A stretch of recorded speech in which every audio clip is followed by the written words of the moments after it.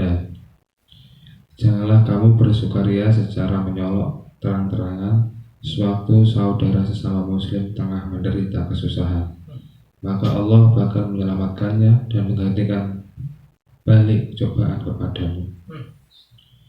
Larangan menghina nasab orang, bapak-bapaknya, leluhurnya. Dari Abu Hurairah, Rasulullah SAW bersabda, ada dua sikap atau perbuatan manusia yang menjadi faktor penyebab terjerumus pada jurang kafir, yaitu 1. Menghina nasab orang, bapak-bapak, leluhurnya, dan nihayah, yakni menangisi orang yang sudah meninggal dunia hingga terseduh-seduh hampir jerit-jerit. Larangan memalsu, tipu, dan mengelabui. Dari Abu Hurairah, Rasulullah SAW bersabda, barang siapa menentang kami dengan senjata, tidak termasuk umatku, dan barang siapa mengelabui kami, juga tidak termasuk umatku. Riwayat lain bahwasanya Rasulullah SAW melewati satu tempat di mana gundukan makanan ada di situ. Lalu beliau SAW memasukkan tangannya ke dalam gundukan tersebut. Terasa basah, kemudian beliau bertanya, kenapa makanan ini, Pak Glosir? Jawabnya, ya basah akibat hujan. Sabdanya, kenapa tidak ditaruh di bagian atas saja, biar orang tahu pasti yang basah itu. Ketahuilah, barang siapa suka memalsu tidak termasuk umat kami, golongan umat Muhammad.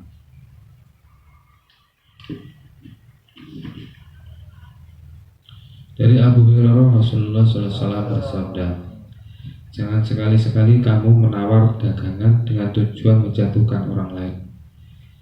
Dari Ibnu Umar, Rasulullah SAW mencegah orang menawar dengan sekedar untuk menjatuhkan saingannya. Dari Ibnu Umar, ada orang mengadu kepada Nabi SAW bahwasanya ia selalu terkena tipu dalam hal jual beli. Lalu beliau SAW bertanya, kepada siapa kamu beli dagangan itu? Katakan padanya, tidak musim lagi penipuan, tiada penipuan. Dari Abu Hurairah, Rasulullah SAW bersabda, barang siapa menodai berbuat zina istri orang atau budaknya, berarti ia bukan dari umatku. Larangan menyalahi janji, khianat.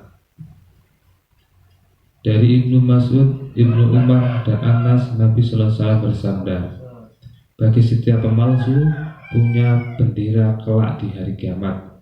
Dikatakan, inilah pemalsuan si anu. Dari Abu Sa'id Al-Hudri, Rasulullah SAW bersabda, bagi setiap pemalsu ada bukti pada pantatnya menurut kadar pemalsuannya. Ketahuilah, tiada pemalsuan yang melebihi besarnya pemalsuan yang diperbuat oleh kepala negara. Dari Abu Hurairah, Nabi SAW bersabda, Allah berfirman, ada 3 macam manusia yang menjadi musuhku kelak di hari kiamat, yaitu 1. Seorang yang berjanji dengan mengatasnamaku lalu menyalahinya. 2. Seorang yang memperbudak anak manusia, ia menjualnya untuk jadikan budak, baik pria ataupun wanita. 3. Seorang yang berburu menggunakan tenaga orang dan sesudah habis masa kerjanya, bayarannya dikekang pada kantong sendiri, tidak disampaikan padanya atau dikorupsi. Larangan mengungkap suatu pemberian, ngudat-ngudat. Ada 3 macam manusia bakal dibiarkan oleh Allah kelak di hari kiamat. Ia tidak diajaki bicara, tidak dikasih dan tiada dibersihkan dosanya, bahkan azab yang pedih baginya. Hal ini diulang oleh Rasulullah SAW sampai 3 kali. Saud Abu Dar, sangat menyesal, kecewa dan celaka mereka itu. Siapakah orangnya ya Rasul? Jawabnya, yaitu orang yang berpakaian dengan motif sombong. Kain sarungnya menurun kelembreh, bahasa Jawa, ke bawah mata kakinya, dan yang suka mengungkap pemberian ngudat-ngudat, dan yang jual beli dagangan dengan sumpah palsu. Larangan sombong dan membangkang. Bahwasanya Allah menyuruh aku supaya mendidik kamu bertawadhu, hingga tidak patut seseorang menyakiti lain orang dan membanggakan dirinya. Dari Abu Hurairah, Rasulullah SAW bersabda, apabila seseorang berkata didorong oleh rasa sombong, celakalah manusia, lalu ia menjadi orang yang paling rusak. Larangan hajar atau tidak mau menyapa melebihi 3 hari. Seorang muslim tidak menyapa menegur kawannya lewat 3 hari, hukumnya haram, kecuali ia orang yang suka berbuat bid'ah atau berbuat maksiat secara nyata menyolok. Dari Abu Ayyub, Rasulullah SAW bersabda, tidak halal bagi seorang muslim membiarkan kawannya tidak mau menyapa melebihi 3 hari, sampai bertatap muka keduanya tidak menghiraukan, ketemu tiada yang menegur. Maka di antara keduanya yang terbaik adalah yang huluk salam lebih dahulu. Dari Abu Hurairah, Rasulullah SAW bersabda, sesungguhnya setan sudah frustasi, patah semangat untuk disembah lagi di Jazirah Arab. Namun dalam hal mendobrak ikatan persaudaraan di antara mereka masih terus berkobar, maksudnya supaya mereka bercerai-berai dalam wadah persatuan umat Islam. Tiada halal. Dari Abu Hurairah, Rasulullah SAW bersabda, tiada halal bagi seorang muslim membiarkan kawannya melebihi 3 hari, maka barang siapa mati tengah demikian, masuklah ia ke neraka. Dari Abu Khirasi Al-Hadrat bin Abu Hadrat Al-Aslami, Rasulullah SAW bersabda, barang siapa membiarkan kawan muslimnya selama 1 tahun, maka berarti ia telah berbuat sama dengan menumpahkan darahnya, membunuhnya. Tiada halal bagi seorang mukmin membiarkan sesama mukminnya melebihi batas 3 hari. Melebihi batas itu wajib baginya menemui dan memberi salam kepadanya, dan jika salamnya dijawab berarti keduanya telah bersekutu memetik pahala. Tapi jika salamnya tidak dijawab berarti ia telah memborong dosa, dan pihak yang memberi salam sudah bebas dari dosa. Larangan berbisik 2 orang dalam jamaah. Dari Ibnu Umar, Rasulullah SAW bersabda, apabila ada suatu jamaah terdiri dari 3 orang, maka janganlah berbisik 2 orang hingga mengabaikan orang ketiga. Tambahan dalam riwayat Abu Daud, Abu Saleh berkata, tanyaku kepada Ibnu Umar, 4 orang. Jawabnya, tiada berbahaya. Riwayat Malik di dalam kitab Muwatta dari Abdullah bin Dinar, aku dan Ibnu Umar berada di rumah Khalid bin Uqbah yang berlokasi di pasar. Lalu datanglah seorang pria hendak berbisik dengan Ibnu Umar, padahal tiada seorang pun bersama Ibnu Umar selain aku. Maka ia memanggil seseorang lagi hingga menjadi genap 4 orang. Akhirnya ia berkata kepadaku dan orang ketiga yang baru datang itu, maaf menyelisihi kalian berdua, sebab aku pernah mendengar Rasulullah SAW bersabda, janganlah 2 orang berbisik sedang seorang dibiarkan sendirian. Hadis riwayat Malik. Dari Ibnu Mas'ud, Rasulullah SAW bersabda, apabila kamu bertiga dalam kelompok, maka janganlah ada 2 orang berbisik, meninggalkan orang ketiga seorang diri, hingga kalian membaur dengan banyak orang, sebab yang demikian itu membuat orang ketiga sedih seseorang diri. Larangan menghajar, pukul melebihi batas pendidikan. Seorang tua tidak boleh mengajar budak, membantunya atau menghukumnya terlalu berat hingga melebihi batas-batas yang telah ditentukan dalam dunia pendidikan. Demikian pula seorang yang memelihara hewan ternak seperti kuda, sapi, unta, dan lain-lain tidak boleh mengajar pukul kepada mereka melebihi batas.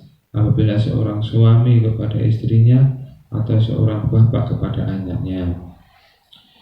Dari Ibnu Umar, Rasulullah SAW bersabda, seorang wanita disiksa dan mati masuk neraka akibat perbuatannya, yaitu mengurung seekor kucing sampai mati. Kucing itu dikurung dalam keadaan lapar, tidak diberi makan dan minum, dan tidak pula membebaskannya supaya mencari makanan sendiri dari hewan-hewan bumi yang jadi mangsanya. Dari Ibnu Umar, ia lewat di jalan bertemu seorang pemuda Quraisy yang tengah meletakkan burung untuk dijadikan sasaran tembak tepat atau dipanah dalam latihan. Setelah tembak yang tidak tepat, maka anak panah baginya yang empunya burung tersebut. Sewaktu mereka melihat Ibnu Umar, maka berpencaranlah mereka itu. Lalu ia bertanya, siapa yang berbuat demikian? Allah telah mengutuknya, sebab Rasulullah SAW mengutuk orang yang menjadikan hewan bernyawa sebagai sasaran tembak dalam latihan. Dari Anas, Rasulullah SAW mencegah orang yang mengurung hewan menjelang dibunuh. Dari Ali Suaid bin Muqarrin, kami 7 orang bersaudara dari keluarga Muqarrin, dan tiada membantu kecuali hanya seorang. Lalu ia dipukul oleh saudara termuda kami. Maka akhirnya Rasulullah SAW memerintahkan kami supaya membebaskannya merdeka. Dari Mas'ud Al-Badri, aku memecut budak membantuku dengan cemeti. Lalu dari belakang kudengar suara, ketahuilah hai Abu Mas'ud, dalam keadaan marah aku tiada memperhatikan siapakah yang memperingatkanku dalam ucapan tersebut. Namun telah dekat tiba bila Rasulullah SAW sabdanya, ketahuilah hai Abu Mas'ud, bahwasanya Allah kuasa membalas tindakanmu itu terhadap budak membantumu. Maka sesudah itu aku berjanji tidak bakal memukul budak membantuku lagi. Riwayat lain, maka jatuhlah cemeti itu dari tanganku karena hebatnya wibawa Rasulullah SAW.